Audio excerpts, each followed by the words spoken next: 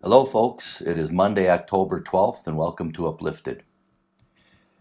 This is an exciting week as we are getting ready to kick off our revival meeting on Wednesday. But we're still going to have a brief Uplifted each evening this week, even though we'll be having services Wednesday, Thursday, and Friday, and a men's meeting on Saturday. Encourage you to be a part and participate in our meeting. Of course, if you're a part of Faith Baptist Church, if you already have a church home, of course, you stay faithful and be faithful to your church. As we read in verse number 5 of Romans 13, therefore you must needs be subject, not only for wrath, but also for conscience sake. So we're not just responding because we don't want to be disciplined, but because we do not want to violate our conscience. And when we violate our conscience, it damages us. The Bible talks about having our conscience seared with a hot iron. You know, when you know something to be right or you know something to be wrong and you go against that, you're violating your conscience and you're damaging your conscience. Acts chapter number 24, let me read verse number 16 to you. It says, and herein do I exercise myself to always have a conscience void of offense toward God and toward man. And the truth is, when we don't do right, it affects how we approach God. It also affects, and we see it often, how we approach man. If you, behind somebody's back, are talking or criticizing somebody, and it's going to affect how you behave around them. You'll even distance yourself from them. And so it's important that we protect our conscience and do not go against our conscience.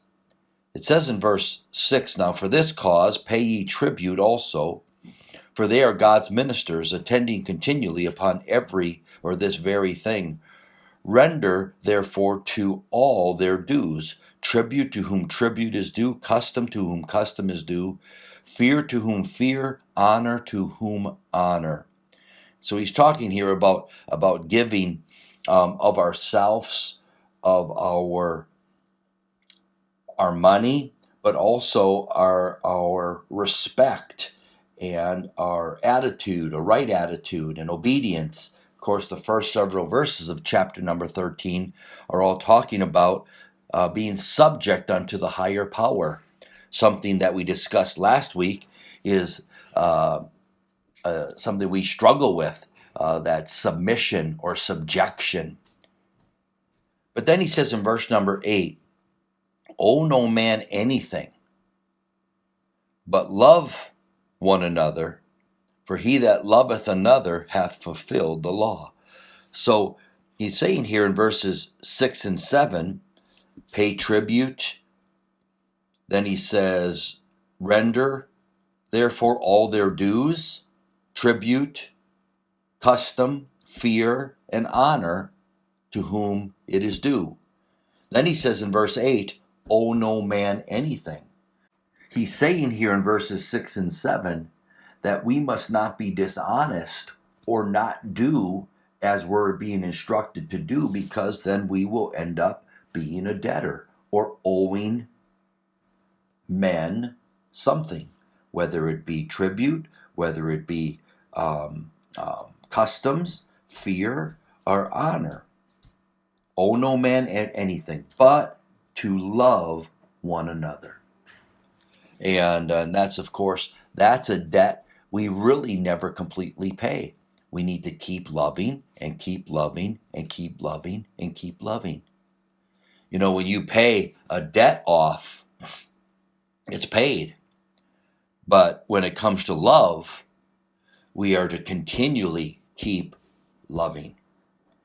Then he's going to tell us and teach us some things in the next few verses that are all a result of loving others properly. And when we love them properly, he says, you will not do these other things. You know, as 1 Corinthians, and we'll take a look at it tomorrow, 1 Corinthians teaches us that love doth not behave itself unseemly, strangely.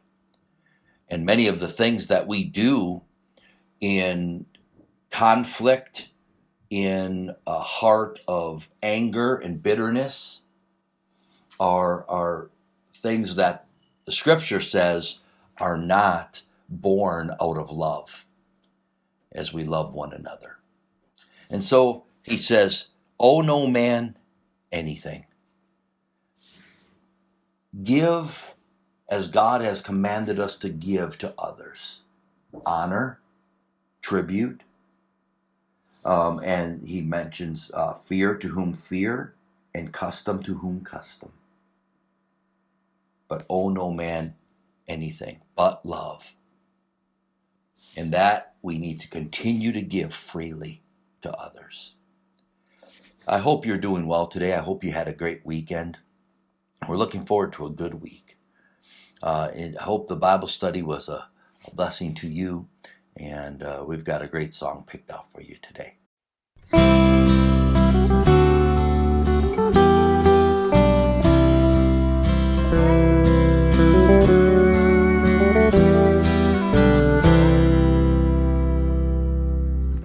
Just an old leper traveling life's road, when Jesus passed by him and said, be made whole. The Lord said to tell not how he'd been restored, but Jesus' commandment he seemed to ignore. And he said, how could I not tell what he's done for me?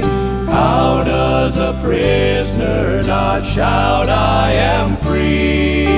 How does a beggar not say he's found bread? How could I not tell in spite of what he said?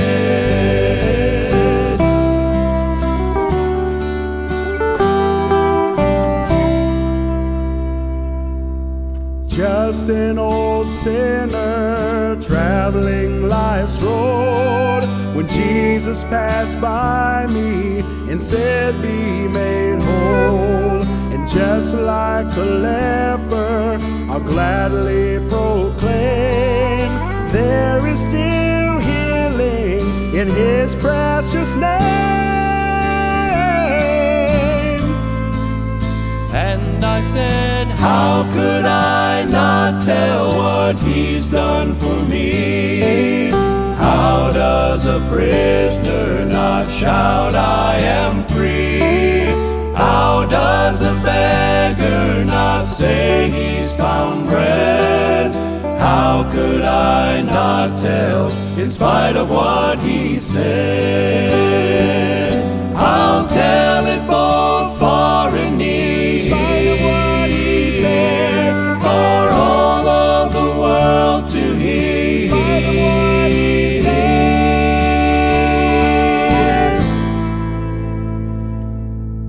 How could I not tell what he's done for me? How does a prisoner not shout, I am free? How does a beggar not say he's found bread? How could I not tell in spite of what he said? How does a beggar not say he's found bread? How could I not tell in spite of what he